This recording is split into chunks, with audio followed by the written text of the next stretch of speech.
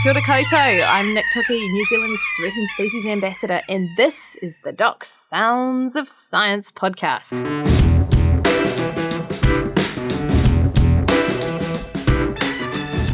Kia ora, ko Nick Toki tēnei. E konai I pirangi tēnei e pā ana ki ngā Sounds of Science. Every episode, we talk about the work being done behind the scenes by Doc's technical experts, scientists, rangers, and the experts in between. Today, we're chatting to conservation expert and legend Herb Christophers. G'day, Herb. Oh, g'day, Nick. Kia ora tātou, ko Herb Christophers toki ingoa, ko te papaatawhai te mahi. I'm Herb Christophers. I'm in the media team at the Department of Conservation. Kia ora, Herb. I am really excited to be chatting to you today. Herb and I have known each other a long time. I think when I started my career in Doc about 16 years ago, you were in the team. In fact, you'd probably been there since before I was born, I was going to say, but for a long time before that. I've got a question here about what's your role at Doc, but in my view, you're kind of like a little bit of a Doc national treasure. So tell us a little bit about what your role is at Doc. Well, officially my role is principal advisor. That means I just get to be a storyteller, and so I get to talk about biodiversity, pest control, and looking after natural things. How did you get started in the world of conservation storytelling? Because that's what you are. You're a storyteller. Yeah, I like to think so. Well, I guess it goes back to the time when I was working at Victoria University. I used to be in the botany department when there was one, and I was on the technical staff there, and I just enjoyed the environment, and I loved just soaking up the information, and I just went in, and when it came out, I liked to tell stories about it. And I was a tramper at the time, and so instead of just head down, arse up tramping, I'd be interpreting the landscape as we went through it. Now, I'm not an ecologist, but I had a fair idea of what I was talking about, and that just became a natural way of interpreting the landscape just as much for myself as for others. I think that's probably true. I think you're probably underselling it a little bit, because if I think of all the times in my career in Doc where I've been struck with something I don't know about, or I need a photograph of, or I need a contact, the first thing that will happen is either I will pick up the phone to ring you, or someone will say, you need to ring Herb. Yep. You genuinely live and breathe the New Zealand landscape, whether it's walking your dog in your local park in the morning or going skiing. What difference does that make in terms of being able to tell a credible story? Okay, what it comes down to is I get paid for conservation 5 days a week. I do conservation 7 days a week. And it comes down to living it as part of my value set. I take my dog for a walk. I go through the local revegetation area. I look at the plants in the ground, work out whether or not they're the right ones for the area. I listen to the birds, work out what's happening in the area, just all that sort of stuff. It's a case of being part of what's around you. We are not apart from nature, we are part of nature. And so if you live your life as part of nature, it makes such a difference to your perspective on life. How do you reconcile that statement with the fact that nearly 90% of New Zealanders now live in towns and cities? And that's happened in pretty much just 2 generations. We all moved off the farm and into the towns. How do you tell that story to a bunch of New Zealanders who aren't necessarily opening their eyes to what's around them? What could they do? You've got to bring it down to the backyard. I think predator-free 2050 is the best thing that happened to conservation in generations, and I mean that, generations, because now people are taking ownership of conservation, whereas beforehand everyone would say, the Department of Conservation, what are you doing about that species? What are you doing about that landscape? And they'd point at us as if we had to do it. And let's be quite honest about it, conservation is underfunded in New Zealand, but we were still expected to do a huge job, the heavy lifting. But having said that, you engage the whole of New Zealand, and the next minute you've got one hell of a big army behind you. If they say, I can do this, I can make a difference, my trapping in my backyard is making a difference, and you give them an incentive like that, and the next minute you've won them over to a large extent. There are some flies in the ointment, sure. There are issues about how we control some of the pests we're managing, because conservation is to a large extent in New Zealand about managing pests, be they plant pests or animal pests. Yeah, I think you're right. And you're particularly right around the predator-free movement. And even where I live in North Canterbury, which sometimes feels a bit like a ground zero for nature, all around me, at least 3 or 4 times a week, locals are contacting me saying, well, what can I do? And can I join your trapping project? And I'm killing possums over here. And what can we do here? So But you've got wine. You've got wine. Why would you want to move out of there? I know, 74 vineyards. Yeah. So what is it that, do you think it's something in our core that makes us kind of, want to save the things? It's about, I don't know, this is sounding a bit twee, being a New Zealander, understanding what the values of New Zealand are. The values of New Zealand are its point of difference. Its point of difference is its biodiversity.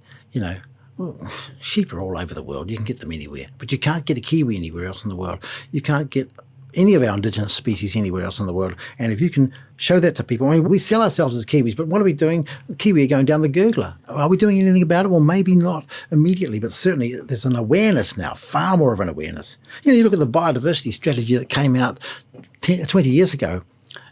I wouldn't say it's not worth the paper it's written on. It had some great aspirations, and out of that came Restore the Dawn Chorus, which I think is a very admirable idea. But really, we didn't get very far with it. And that's because it wasn't passed on to the people in general. You've mentioned the biodiversity strategy, the last iteration. What's different this time around? Well, we've just launched the the discussion document about the biodiversity strategy. So we're seeking public involvement. We want people to have their say. What we're trying to do is get to a point where we prioritise the work that's going to be involved, and a lot of it is aligned with the Predator-Free 2050 initiative, so that people feel as if they're part of the solution and they're not always pointing out the problems.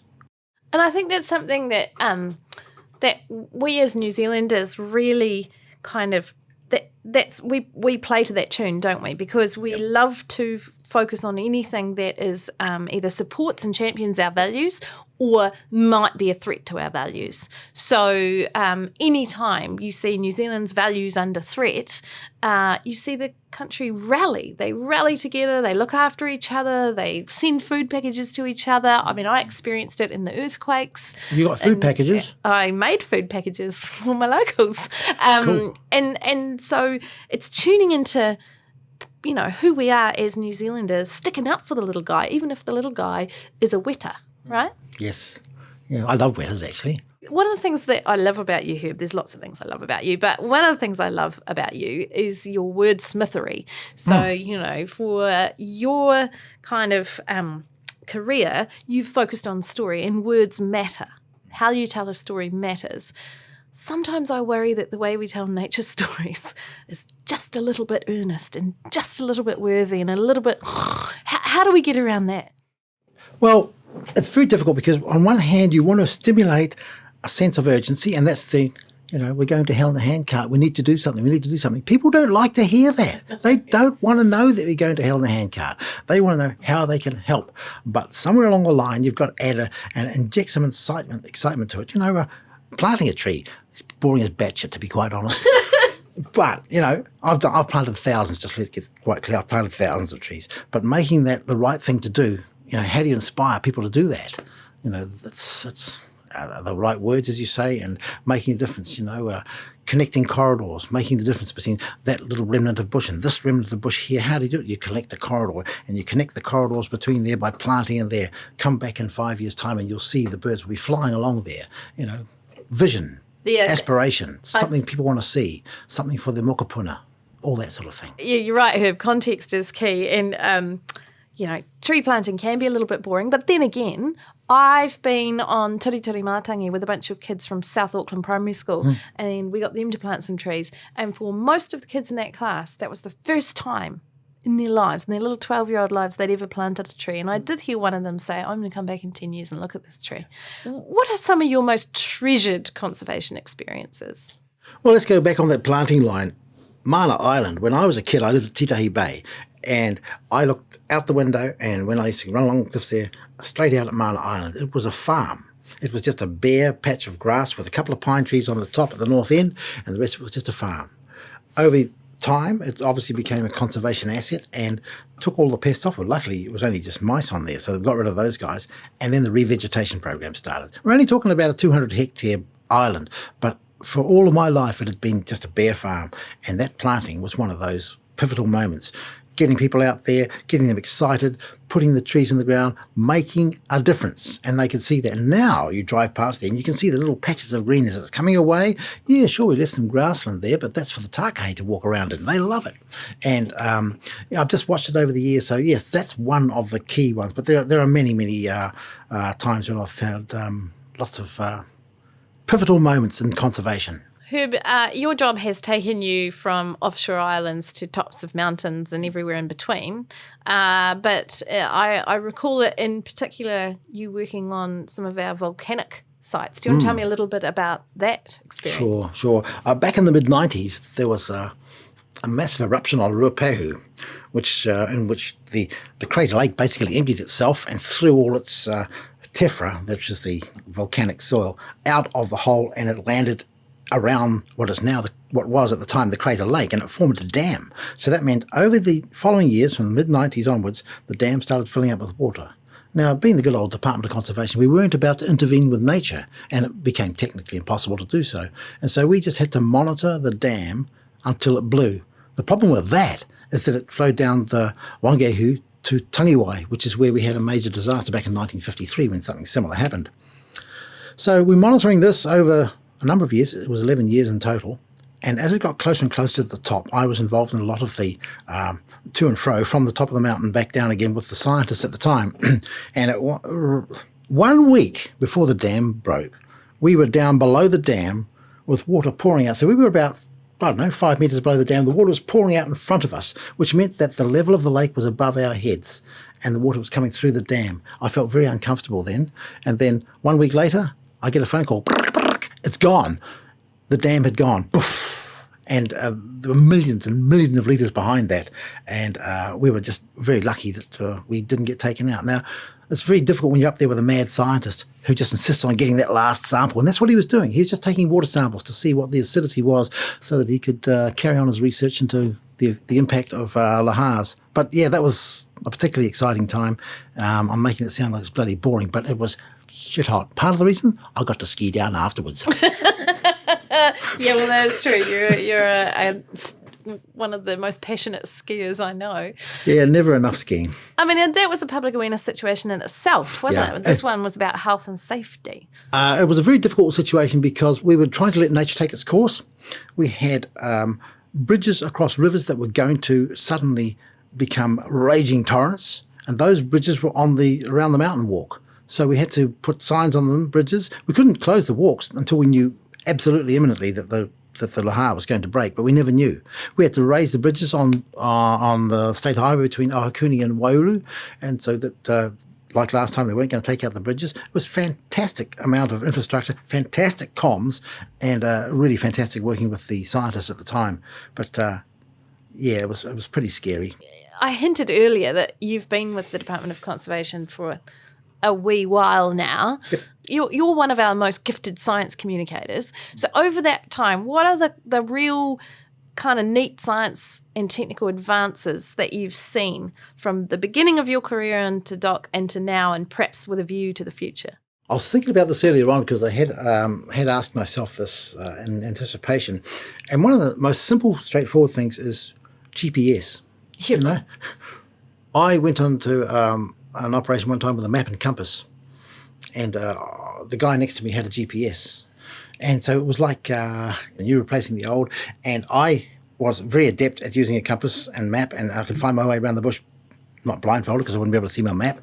But this guy with a GPS, he was similarly also very adept at using the GPS, and I could see this coming a mile away. And the next minute, you know, the GPS was involved in determining where our species were, how we managed our helicopter flights, everything, just positioning. Because we're such a spatial organisation, GPS has made a huge difference to how we manage species and pests, just everywhere. How you identify where pests are, how you identify where species are, what their habitats are, everything has to do with that. And doing that without a GPS, I don't know how the hell we did it. We just actually, in my little volunteer trapping project, we just brought the Doc Ranger up a couple of weeks ago and we GPS referenced all the traps. Yeah, so exactly. we know where they all are now. We can put them on a map. Yeah. Exactly, all that, you know. If you want to find a particular tree again that you've found, you know, a very rare tree in the middle of the forest, how do you do it? hit the old GPS, ping. You don't have to use a map and compass and try and triangulate it and rely on the fact that the map might be slightly out and the compass might be slightly out and your navigation might be crap. So the other one about GPS is also migratory species. You think of humpback whales. I know they're going up to Tonga and coming back down again. The best way to track them, put a GPS tracker on them, and you can watch their migration tracks all the way up to Tonga and back down again. And we've got these fantastic maps of them going to and from the tropics. And the other ones, the godwits, you stick a satellite tracker on a godwit and you can watch it go from Miranda to Siberia. Over the course of a couple of weeks, flies up to, on the Eastern Flyway up to Korea, has cup of coffee there and carries on to Siberia. Amazing stuff. And so you can track an individual bird, and that's also relating to the wider population. Just wonderful stuff. And Alaska, they also go to Alaska, so they've been tracking them over there as well. I think the record for coming back was because of a tracker, and they were able to get one going. I think it was 7 days or something stupid to go from Alaska back down to Miranda. So that was the other thing about GPS, and yes, it's technology, and yes, from a science perspective, it tells us where the things are. But that's the bit that I remember when it came to the godwits, is the story that came out about that bird. E7 was her name. That's right, yes. Which would have just been the name of her band on her ankle or something. And so here's a bird who somehow, after feeding her, gorging her face off up in Alaska, chases storms, because these are birds that are only the size of a small, smaller than a pukeko kind of. Yep. And they somehow ride the storms all the way from one end of the world to the other, and she did it in 7 days. That's mind blowing. That's the story. I don't know how they know where to go. I mean, they've got their inbuilt GPS. They don't need a technological one. They've got their own ones, and those migratory birds are just amazing. The cuckoos. How the hell does a cuckoo find its way back up to the bloody Bismarck Archipelago? Mum doesn't say, now, okay, then you can turn left at Australia and, then make your shoot towards Vanuatu. Yeah. How the hell do they do that? Apart from your family, Herb, because I know you're a very proud family man, what would you consider your greatest success story? And no skiing stories. No. It's kind of difficult because, there's a series of things which I don't necessarily call personal successes, but being part of some of these successes. Returning a flightless duck to Campbell Island, feeding flightless ducks their breakfast on the heaving boat in the roaring 40s. This is conservation. Here I am making a difference. We were returning this bird when there were very few left in the world. We got them breeding successfully in New Zealand. Yes! Fantastic. Now to take them back down there. Clear the rats off Campbell Island. Woof, 11,000 hectares of island cleared of rats. Neat. We can now take these birds back to their rightful home. On the boat there, tossing and turning 50 birds down to the island and releasing them into their natural environment. That was a success. That felt really good. Really much of an achievement. Loved it. Kakapo, down on Codfish Island. Back in 2002, at the beginning of that year, there were not more than 50 kakapo. Okay, this is the last time we had a major, one of the first times we had a major mast, and we intensively managed the kakapo. Being down there and standing still, pretending to be a tree while Nora, the kakapo, walked across my feet. That is success. The fact that we had them breeding there and we were able to take them from around about 50 birds to around about 75 birds. That is success. Going to Tongariro, down the Mangatapopo, chasing whio. Wonderful, running down there, and the birds, you can see them out there in front of you, and in fact sometimes behind you. Just wonderful. And then you get to the top there, and the guy says, the hotel's full, there's nowhere for them to go. We're running out of places for them to live. Now that is success. You have a secure area for them, and you've got nowhere to put them. That means you're going to expand the area they live in. That's success, It's all those sorts of little stories, the transfers, all that, and that's what I think of as success. That is a really neat list for your CV. And with regards to the kakapo, they just hit 200. I know. We're trying to work out if they all survive, when is the 200th and whatever it is going to be, because that would be really cool to be able to announce that total number, whatever it might be, 200 and however many. And then we'll have the same problem you had in Tongariro with the fuel. Where are we going to put them? Where are we going to put them? And we've got that problem with takahe. We've taken takahe out of the Murchison Mountains. We've got them down at Burwood Bush. We've got them breeding successfully. We've got the pest control going to a point where we can say we now have enough. We've got them on offshore islands. We now have enough that we can transfer them to somewhere. But where's that somewhere? At the moment, it's Kahurangi. We've got them at the Gulin Downs in Kahurangi. Isn't that fantastic? Of course, you were involved. It was fantastic because I was there. One of the things I know you're really, really good at is bird calls. Oh, yeah. So can you please immediately, I'll start you off. I'll do a shining cuckoo and then you do your favourite bird call. Okay, you ready? Oh. Here's my best guess at a shining cuckoo.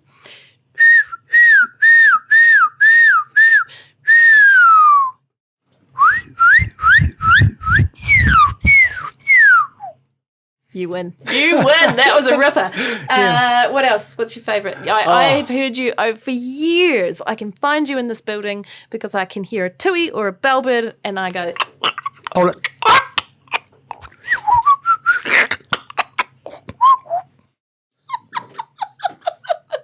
Yeah. Do you think if people kind of...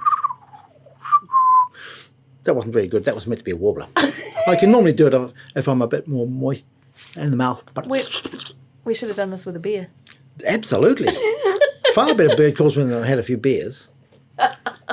No, that's one of the things you do. It's like round up the usual suspects. And you walk into the bush and ding, tui, ding, warbler, ding. Oh, there's a few riflemen here. Oh, ding. There's the old pied tit, you know. Boom, boom, boom, boom, boom, boom. And you think, okay, what's missing? No kakariki. They might be up on the ridge. So you walk up the ridge. Boom, got them. And so the next minute, you know, you've got this artificial list in your head and you're ticking them off as you go along and you just understand what is happening in this bush, you know. And that is not going to be happening with everybody. And not everybody's a stupid nerd like me, you know, but that's how I got into it, just doing those things. I do think there's something to be said for learning your bird calls, though, because I, to be quite honest, I went through 6 years of university. I got a zoology degree. I knew all the things, but I didn't know any bird calls. And so when I heard birds, I wasn't hearing them. It was just noise. Yeah. But the minute I could pick them out, then it's a story. And you're right. Oh, so there's a kaka, but there's no kakariki. I wonder where they are. Good stuff. That's what spins my wheels. This is a tough one for you, but do you have a favourite species? Well, yeah. Are we talking animals? Well, let's go birds. Let's go kea. And kea are really cool. Part of the reason is because, I've always had this sort of affinity to the alpine regions. I love it. I love the alpine vegetation, and I love the call of the kea. It's just so evocative. It just means I'm in the alpine zone of New Zealand. Oh, love it. And I've had so many interactions with them that have been, let's say, less than pleasant. You know, we went on a climbing trip one time when I was young and foolish, and we pitched our tent at the bottom of this thing called the Olivine Ice Plateau, and we were down in the valley, and we pitched our tent, and the bloody keas came along and landed on the tent and shredded it. So we're one tent down, okay? That didn't help us, so we put a line along the tops of the tent, because it was the type of tent that just had a ridgepole, and you put a ridge line, and you put a string along there to stop them landing on there. That's fine, that stopped that. But then, you know, we go off to the loo. And where did you put the toilet paper? You put it on the tent pole. They pinched our bloody toilet paper. They left you short. So, you know, sort of little rascals, but absolutely lovable rogues, We get up onto the ice plateau to do some climbing, and that's fine. So we go, let's go climbing for the day. So we banged up the snow cave, because we'd dug a snow cave, and we'd pull out, there were 6 of us, and we'd climb in pairs, and we banged up everything and put it all over the packs and everything over the front of the snow cave so nothing could get inside, including keas. Well, bugger me, they managed to pull away 3 packs and a whole pile of other stuff we'd put in there to stop them getting in there, and raided our butter. Now that was just the lowest of the low. Little bastards. They opened a can. Butter came in cans, okay, because it was the easiest way to transport it for this particular thing. Flicked the lid off the can and ate most of the butter. Little bastards. Love them anyway. I spent part of my childhood in Araki Mount Cook National Park, and I used to hear them every morning, 5 a.m, running up the roof of our house and skiing down for no other reason than just funsies. Just having fun. Yes, absolutely. They're still having fun these days, but not sliding up and down roofs. I think they're sort of raiding ski field car parks and pulling the bloody rubber off people's windscreen wipers, off the doors and off the roof racks. Actually, that reminds me of a bit of a public service announcement, which is around that, you know, there's the saying curiosity killed the cat, but it should probably be curiosity killed the kea. Yes. And, you know... Leadhead nails? Leadhead nails. Yes. Hit the nail on the head. Let's talk about that because as a very staunch South Islander, it's something that worries the heck out of me. Why is lead such a problem for care? I don't think they can process it apart from anything else. They eat it and it affects their metabolism and they drop dead, I'm afraid, is what it comes down to. So Doc is running around pulling all the leadhead nails off its huts and putting alternatives in place so that they don't affect care. I mean, I'm sad to say that Kia have got to the situation where their species are critically endangered, and we need to do something about that. And losing a few to things like, leadhead nails is the last thing we need. The last thing we need. We've got enough stoats up there doing enough damage, but, if we can look after them as well as we can by whatever means it takes. Yeah, I think you're right. I think they are one of those icons of the country and probably people, because it happens way out there in the nature, people probably have no idea that we're losing up to 95% of care, nests, chicks, eggs, mums, everything, every time there's a beach mast. So, yeah, they need every little piece of help they can get. So I've been really impressed with the work to remove the leadhead nails. Given that sort of lack of kind of clear understanding of really what's at stake out there, what's something you wish people knew about the science behind conservation work in New Zealand? I wish they knew that they can't get instantaneous gratification. I wish they knew that science takes time. I wish they knew that that people have got to look at condition and trend doesn't happen overnight.